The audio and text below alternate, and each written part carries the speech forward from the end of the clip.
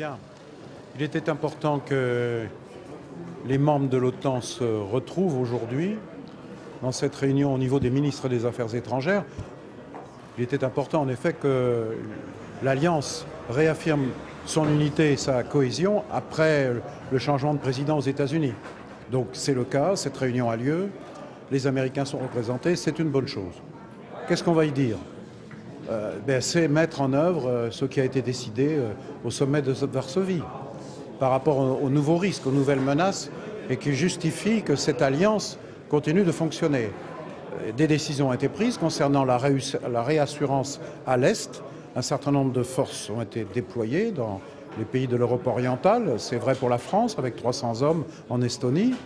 Et puis, en même temps, des décisions ont été prises pour nous protéger contre la cybermenace. C'est la question de la cybersécurité. Puis enfin, les nouveaux risques au sud, la menace terroriste. Donc cette alliance est nécessaire, elle est justifiée.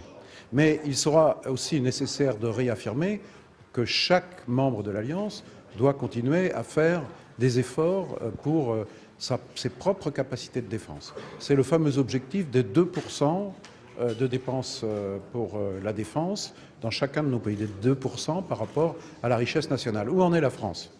Nous sommes à 1,78%.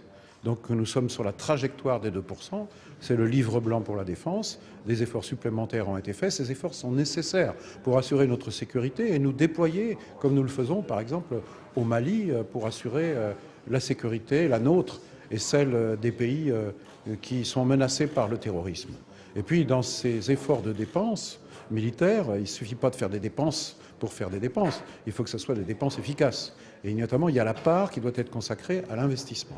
Au moins 20%. La France est à 24%, parce que sinon on peut dépenser dans des dépenses de personnel et être totalement inefficace. Donc c'est ça qui sera débattu aujourd'hui. Et s'agissant des rapports avec la Russie, il faut que ça soit clair. La position de la France l'a toujours été, et je la réaffirme à cet instant. C'est évident que pour nous, la Russie n'est pas un ennemi. Simplement, nous devons, depuis l'annexion de l'Ukraine, nous protéger et dire clairement ce que nous n'acceptons pas. Mais par contre, il existe une commission mixte, OTAN-Russie, qui fonctionne, qui doit fonctionner et qui permet de donner en permanence des informations en toute transparence aux Russes pour leur dire « vous n'êtes pas nos ennemis, mais nous nous protégeons comme vous le faites aussi ».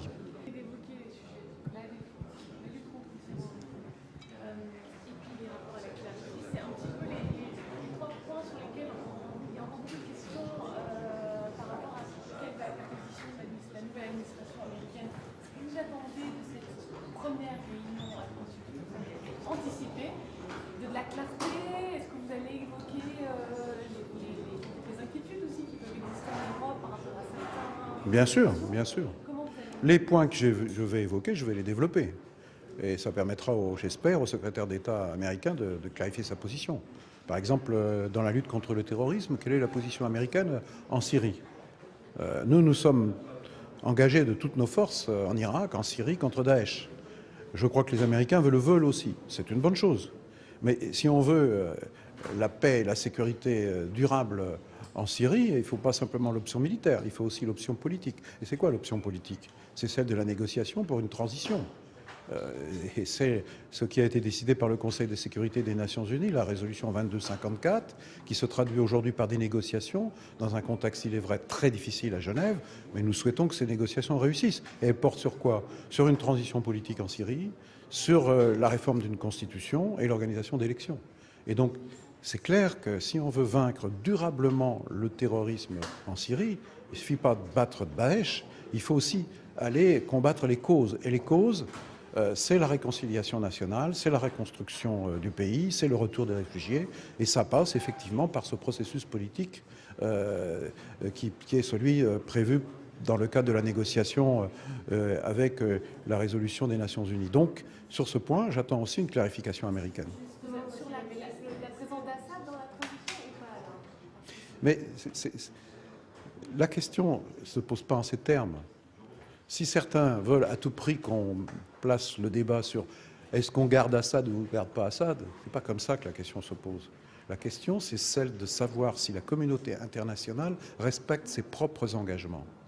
Quels sont les engagements de la communauté internationale ? C'est une résolution qui a été adoptée en décembre 2015, à l'unanimité par les membres du Conseil de sécurité, et qui dit pour la situation en Syrie, il faut une négociation pour sortir de la crise de violence, la crise qui se traduit par des crimes, par des exécutions, par des prisonniers, par une destruction, par des millions de réfugiés et de personnes déplacées, et qui passe par une négociation avec une transition politique.